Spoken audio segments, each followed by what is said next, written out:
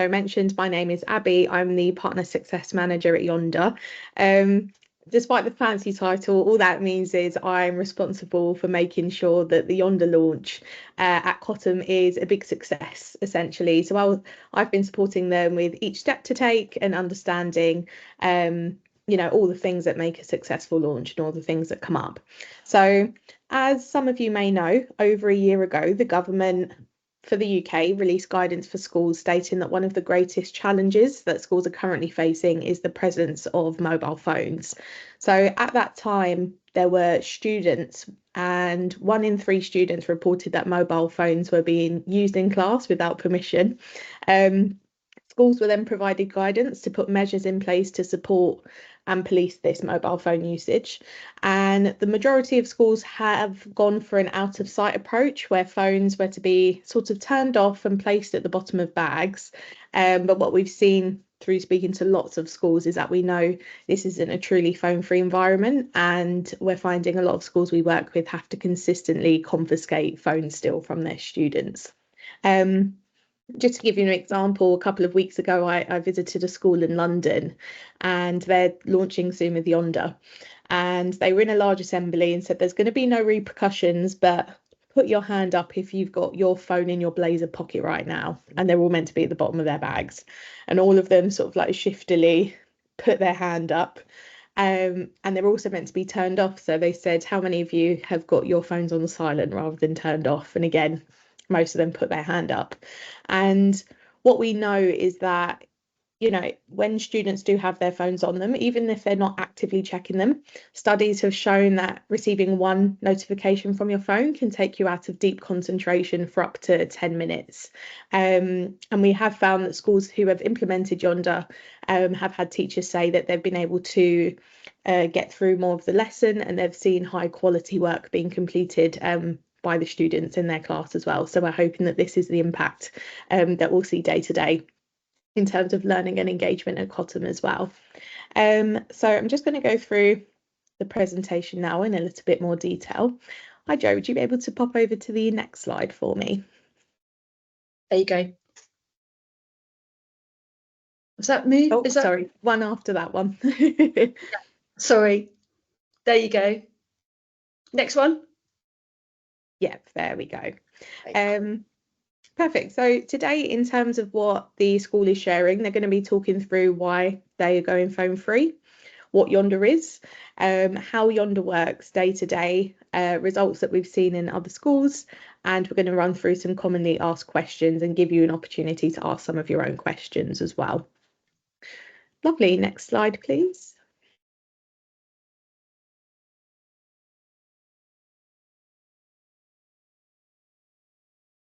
So first question for everybody, and we'd love for you to use the chat function if this is available to you, but we'd love for you to take a guess. How many hours do you think the average adult, so 18 plus, spends on their phone each day?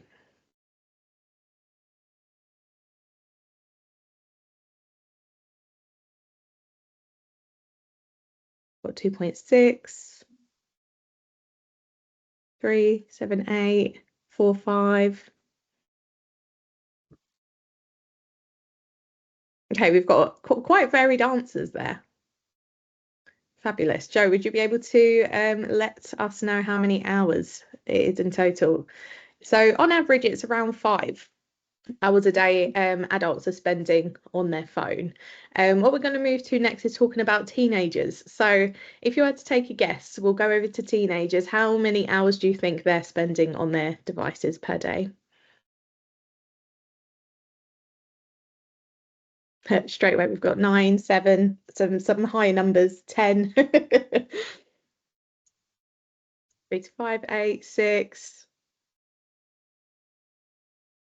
Fabulous. Okay, so it looks like generally people are saying a higher amount.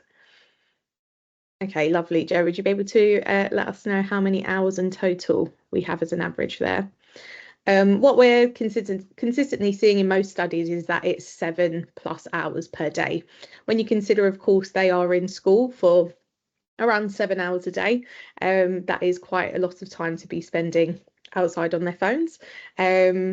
Generally, we do see some very high individual cases. I was at a school last week and a student showed me their usage, and it was 12 hours one of the days. I was just like, when are you sleeping?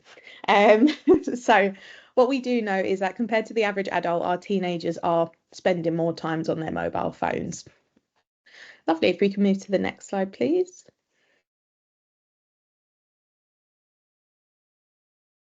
So why has the school decided to go phone free? Yondr has been implemented because we strongly believe that students deserve a learning environment where they could be free of distractions of phones and social media, be present with their friends, be present with their teachers, and fully engage in their learning environment. So we've launched in thousands of schools globally. In the UK itself, we've launched with over 250 schools who are regularly using Yondr. And what our Yondr schools report is that they are seeing improvements in student wellbeing, generally academic performance, classroom engagement, and social connection.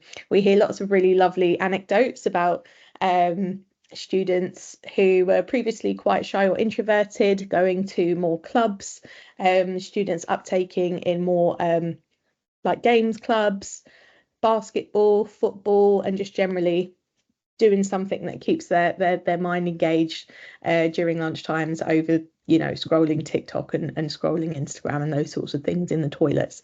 So this is going to be our focus here as well. Well, what I'm going to do next is we're just going to play you a short clip that talks through what Yondr looks like. We had a school in called Cardinal Newman over in Brighton who recently launched with Yondr, and there was a BBC article around it. So we thought we'd play that for you so you get a little bit of a snippet of what Yondr looks like in action. And at Cardinal Newman School in Hove, pupils have been banned from using their smartphones. Sarah Smith has been there to see how that's working out. The end of the day at Cardinal Newman School in Hove has a new routine, opening the pouch which holds your smartphone. It's the first time since arriving in the morning pupils can use them under a new system brought in last September. It was about distraction and focus in class, so from a learning point of view and for academic reasons, for safeguarding. So the students were getting all sorts of messages through the school day. There was also the danger of cyberbullying, so taking pictures without consent, videos that could then be compounded in a really negative and unkind way. So this is how it works. Every day you put your phone in the pouch and lock it, which means you've got your phone, but you can't get to it. At the end of the day, use this magnet, open the pouch and take your phone out again. 4 out of 5 pupils at the school have started using the pouches. If you have your phone in the pocket and in your pocket, and sometimes when it buzzes, you always have the urge to check it. At my previous school, everyone used to be on their phone during lessons, at break, at lunch. You see people start to socialise with each other rather than being on their phones. In the first week, I hated it. I thought it was unnecessary and it didn't need to happen. But after a while, after I started to see the effects of how it was like playing out, I kind of realised that I was getting better grades and it was for the best. Hey guys, I'll give you another little demonstration. I know I wasn't the video I think was lagging from me just a little bit when I was going through the process. So I'll just quickly show what that looks like in practice. So this is one of our, oh sorry, I'm on blur. This is one of our handheld unlocking stations here. So these aren't the ones that are mounted on the wall, but students literally come in, tap their pouch against the unlocking station, and then they turn off their phone in front of a member of staff and place it in the pouch and lock it up. So that's what the process looks like in the morning. And then as they exit at the end of the day, very similar thing, they're going to funnel past the unlocking stations. Simple tap, takes 2 seconds, and then they walk through. So that's what the morning and the afternoon procedure looks like. But Jo is also going to talk about this in a little bit more detail, so I'll hand over to her. Thank you very much, Abby. I am going to talk a little bit more about this now. I'm just going to start by showing to you again another demonstration in terms of how the pouch works. Okay, so on a very simple basis, again, the phone is turned off, it's put onto aeroplane mode. The phone is slid into the pouch, the top of the pouch is closed, and the push pin button to secure it is put into place. Now, when the students come into school in the morning, we already have lots of staff on duty at the beginning of the day, and they're on duty from 8 o'clock in the morning because some children do come in quite early. So as students enter the school, they will be asked to put their phone in a phone pouch, to secure the pouch. I've got one as well here, to secure the pouch, holding it high, and then to tip it upside down just to show us that it's actually locked. Okay. The brilliant thing about these pouches is that it does enable young people to keep their phones with them during the school day. Sometimes when we do need to confiscate phones, it doesn't happen very often in Cotham. When they're visible, it can lead to some quite extreme behaviour. I'm going to be honest with you, and I think a lot of young people, the thought of being separated from their phone is actually the worst possible thing that could happen. Probably if you're at home and you decide that you're going to confiscate a phone for a period of time, you've probably seen some of the results of that in your own child when you tell them that you're going to take the phone. So it's a great idea, because what it means is that the child can keep their phone on them during the school day, which is the most important thing. However, they are free from the distractions of their phone, which cause a significant issue in terms of, you know, them being distracted in lessons, and all of the things that were outlined in that video you just saw, and some of the things as well that Abby has just said. Now, at the start of the rollout, what we're going to be doing is asking our students to line up at the start of the day so that we can drill them, if you like, in this process and in this procedure. So we are hoping for fine weather, but we do have a plan in case it's raining or the weather turns nasty. But what we will do is we will, with tutors and other staff, line our students up in the morning so that we can check they know how to use them, and that the phones are secure. Each pouch actually has a space for the name as well of each child, and what we'll do is we'll print out the equivalent of the ID card that children have in their lanyards to go into their pouch as well. Okay, so that is what will happen there. In terms of the end of the day, we talked a bit about this, but just to show you. So in terms of the leaving school demonstration, you've seen it in the video.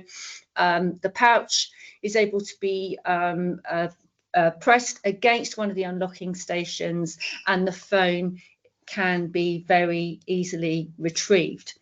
Now, the image that you saw at the beginning of the presentation, the cartoon image of a young person with the phone attached to their face, trust me, that is how your children look if they do have smartphones when they're leaving school at the end of the day.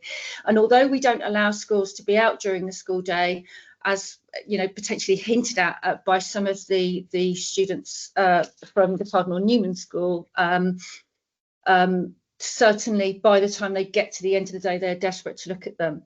So we're quite confident that we won't have too many issues around students forgetting to unlock and so on, but I'll come to that a little bit later. But once they have unlocked, they will be able to access their phone, and the pouch stays with them. Okay, so it's their responsibility to keep their pouch in great condition, to keep it with them, and to ensure that it comes into school every day. And of course, there will be procedures that we will need to put into place in case that doesn't happen. The only time we will take the pouches back in is if they're damaged, or at the start of school holidays, when we just feel it's sensible, it would be sensible to collect them in, so the students don't need to worry about them over the holidays, or don't need to think about where they put it at home, and then they'll be redistributed at the start of term. These are some quotes provided to us from Yondr. However, you won't be surprised to know that we have done our own research as well around these pouches.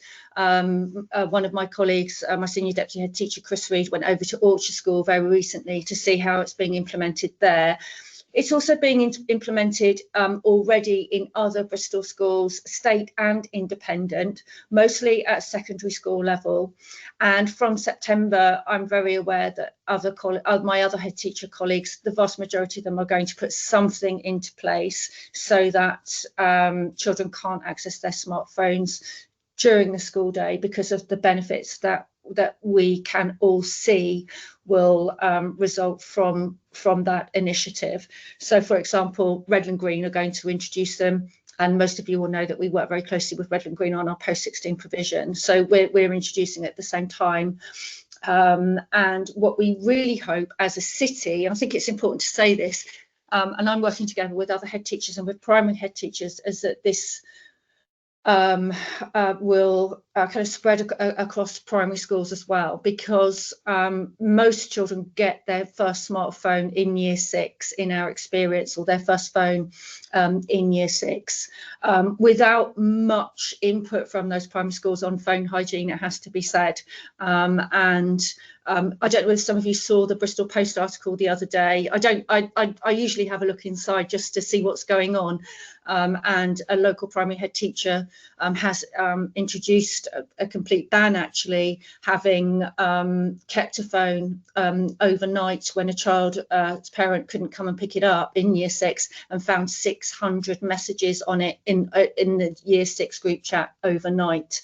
So, you know, we can see that, you know, that phone use is becoming an issue. And I did notice in the chat, you know, some of you were saying, one person said 10 hours of smartphone use a day.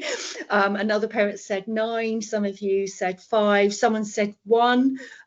You know, and it does depend on the child. It does depend on the family and the restrictions that they put into place. But certainly we know that the vast majority of children are probably on their phones far more than we'd want them to be.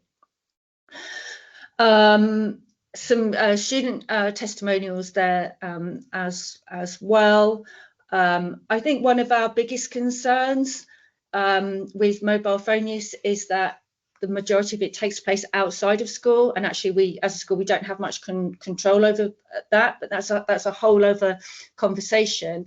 But in relation to cyberbullying, that does present a particular issue for us in schools. You know, children on TikTok, children on Snapchat, in particular, they are the ones that we find most problematic. WhatsApp groups, Instagram, but in particular TikTok and Snapchat we find particularly difficult. And conflicts that start outside of school come into school, and that can be really distracting, not just for staff but also for the students who are involved in those conflicts. So as you know, we have a policy at the moment is the phone must not be seen, so it must be, you know, switched off at the start of the day and only removed at the end of the day from the bag. However, you know, there is sometimes abuse of that. You know, we've got close to 1,700 students in the school. You know, I myself probably, you know, 3 or 4 times a day will say to a student, "Why is your phone in your pocket?" I take it out, it's switched on. You know, so it's not even switched off. So we know that is going to be causing distractions to learning and to well-being. Okay, so if any of you haven't seen this, it is absolutely worth a watch. I've got to be honest, I've only watched it very recently just because I haven't had much time to watch it, but actually it's definitely worth a watch. So we've put that in as a little bit of extra for you. If you have the time and the inclination to take a look at it, it does sort of investigate sort of wider issues around mobile phones, smartphones in particular. We know that they have huge benefits, but we know as adults ourselves how addictive we can get to our phones, and certainly I when I think about my own use, I could certainly use mine a bit less. In fact, I might take a Yondr pouch home and lock my phone away overnight. Our daughter was 11 when she got a smartphone. It's been the biggest disruptor of us and her, I think. Join us and a class of Year 8 kids as we take part in a landmark experiment. Say goodbye to your Snapchat streak. Locking away our smartphones for 21 days. It's going to be like in the olden days. To see just how much damage our devices could be doing to us. We're actually changing what it means to be a child. In the time that we're trying to figure it out, young people are dying. Their lives are lived through phones. I've just put my life in there. It's completely gone. Since the dawn of time, kids didn't have phones. I don't know how they cope. Swiped, the school that bans smartphones on Channel 4, starts Wednesday, the 11th of December. Okay, you got a taste of that. Okay, so any questions that you have in the chat? I think we've had a couple of questions, not lots of questions. I'm going to ask Mr. Reid, who is in the chat, to actually answer those questions, but I'm just going to take one before we get onto the facts. And Jabeen, you've asked, if a student forgets to turn off the phone or not to put it on do not disturb, what does it say? Oh gosh, and we find this is untrue. Our policy will be to describe a sanction. Sorry, Mr. Reid has responded. So actually, do you know what? I'm going to let Mr. Reid respond to all of those comments, and I'm going to move on to the frequently asked questions. Okay, so I've put this slide in because I think it's really important. I'm sure that you all absolutely understand this, but lots of our students don't, and that is about, you know, who is responsible for a student's phone if it's brought onto the school site, and obviously the primary responsibility lies with the student because they're the ones who are responsible for their personal property, but it also lies with you as parents and carers. And you know, the schools will I've identified here, schools typically have policies about phone use, but don't assume liability for personal devices. That's absolutely the case at Cotham. If schools confiscate a phone due to policy violations, they usually have a duty of reasonable care while it's in their possession. Absolutely, that's what we do here. So if we do confiscate a phone, it's important that you know it does go into the school safe. So it's not just left in a desk drawer, it goes into the school safe. And most schools explicitly state in their policies that they're not responsible for lost, stolen or damaged personal devices. And I think that from time to time we have come into conflict with parents who assume that we are going to be responsible for that, and actually that's not the case. And so I think one of the messages that I'm going to give to parents is think really carefully before you do send your child into school with a smartphone. Do they really need it? Could they get by with a Nokia, for example? That's not to say that it's not still going to go into the on the phone pouch, but could they get by with not using a smartphone? A small number of children in the school don't have smartphones. They do have those kind of brick phones.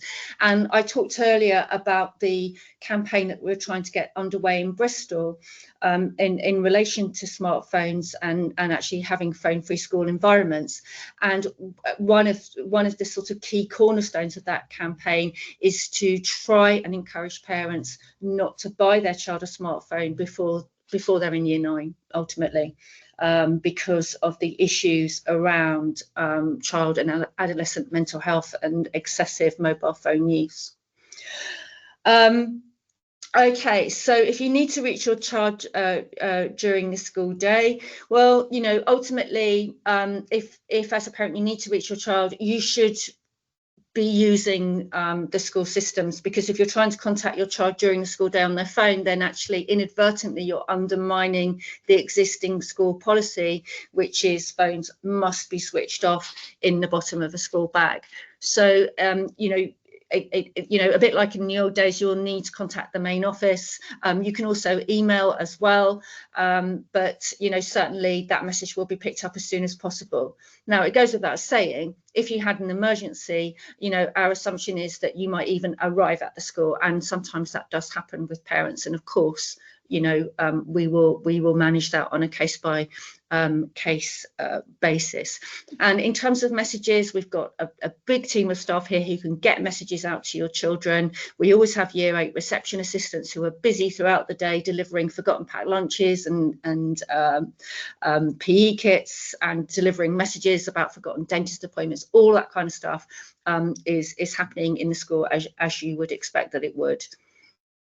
In terms of your child's phone being safe, well, as I said earlier, the most important thing that we find for young people is that they can have their phone on them. I think, as I said, when we come into conflict is when we need to confiscate a phone. And what I'm hoping is that through the use of these pouches, you know, that's not even going to be an issue. Obviously, we know that some children might try and bend the rules a little bit, but again, we will work with them and their parents on a case-by-case basis. But I'm absolutely confident, having delivered assemblies to all year groups now, that actually they absolutely understand why we're doing this and why it's really essential that they follow the rules. And having spoken to many of them, the most important thing actually is that they have their phones with them. So just the thought of them having their phone with them still, even though they can't use it, is actually all they need to be comfortable with using their Yondr pouch. In terms, if the pouch is damaged, what we've spoken to students about is if it's an accidental damage, and we know that from time to time that can happen. I don't know, let's say a fountain pen leaks over the case or something like that while it's in a student's bag, or you know, a bottle of water leaks or something sticky. We know that occasionally things like that can happen, but the most important thing is that they report it to a member of staff. Where we're concerned is if a student did try to purposely damage the pouch for whatever reason, and if that's the case, and that's picked up, and it will be, because we'll be doing checks every day on the pouches, then the phone will be confiscated. It'll be collected in, as will the pouch, and it will need to be collected by the parent the next day. Okay, so we want to send a really strong message to children that they need to be absolutely responsible if they want to be able to keep their phones on them and to be able to access them as soon as they want to at the end of the school day. In terms of the pouches, if it does get damaged, there's some images there on the side showing the types of damage that result from young people tampering with the pouch. You can see a list there as well. Then we will charge a replacement fee at whatever the current cost to the school is at that time. And currently, my understanding is that we've purchased the pouches at just under £18 each. They're not cheap. We've had to put a huge amount of investment into it. We did raise, I'm really pleased to say, £2,400 through our crowdfunder towards the pouches, but you know, it's been quite a significant outlay for us to put this into place and to loan every child a pouch. So again, all of our students are really clear about that and understand that that's going to be the case. But if the pouch is lost and it's being lost by the student, then again we will need to charge a replacement fee. If it's stolen, then obviously that would be subject to an investigation in school in terms of how that has happened. Now, if the pouch is stolen, it could be that the school replaces the cost of the pouch. Unfortunately, we will not be able to replace the cost of the phone being stolen. And actually, I've reflected on this, and the situation would be no different if the student was operating under our old policy of phones switched off and in the bag. We have to operate the same policy. Of course, we do our utmost to investigate and to, you know, when we do it, if anything went missing or was stolen, and that was the personal property of any member of our school community, we do our best to identify what had happened. But at the end of the day, if the phone couldn't be retrieved, that would be at the expense of the family. Okay, so what happens if a student unlocks their pouch without permission, damages it, or uses an alternative phone? Okay, students will be subject to confiscation and disciplinary action. That sounds awful, doesn't it? Confiscation is the phone's taken away. That's what happens currently. Disciplinary action, what that means is sanctions will be applied. And sanction for something like this currently is a head teacher's detention. I don't see that will be changing. Obviously, if there is repeated rule breaking around this, then that is something that I will need to take into consideration, and the sanction may well be worst case scenario, which is a period of suspension from school. Okay, if a student genuinely forgets their pouch, they'll come to the front office, which is on the Cotham Lawn Road side, and they'll have their phones stored there for the school day. And by there, I mean in the safe. We've got a number of safes around the school, and we have one on our main reception. And because they've forgotten their pouch, and because they've been absolutely honest about that, the phone will be returned at the end of the day. Again, if we've got persistently forgetting of the pouch, then ultimately we're going to have no choice but to consider it being lost, and we'll work with you on that. But again, I will be letting all parents know that the replacement pouch will need to be paid for. While we're talking about paying for pouches, we do have a number of students in the school who are pupil premium students. That means they're entitled to free school meals, and obviously we will look at family circumstances on a case by case basis. So I just want to provide some reassurance around that. If a student forgets to open their pouch at the end of the day, well, Yondr's experience, and actually Orchard School's experience when I've spoken to them, is that this almost never happens. And based on how keen students are who have smartphones to take them out at the end of the school day currently, I do think it will be a rare occurrence. But we will have many unlocking stations around the school. I think Mr. Reed's answered a question about this in the chat already. And we will also have a couple of unlocking stations just outside of the school as well. We envisage that they will remain unlocked for a period of time. I need to talk to our site team about that, who are responsible for opening and locking the school every day. But I envisage that they will be open till around about 6 p.m. Monday to Friday if students forget to unlock their pouches.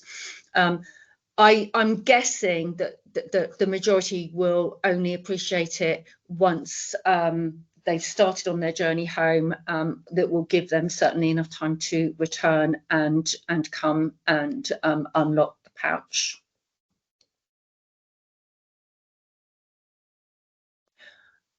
Okay,